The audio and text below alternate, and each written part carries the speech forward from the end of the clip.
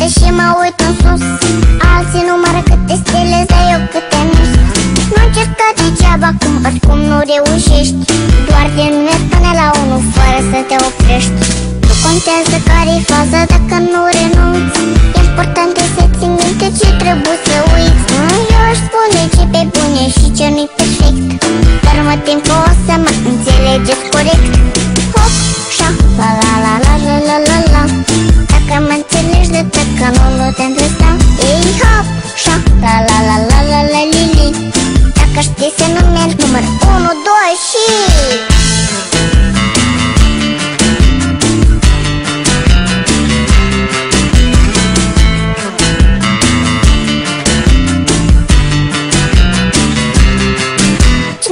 Să afle în ce zodie se află racul, cum să ajunge într-o secundă în cubacu.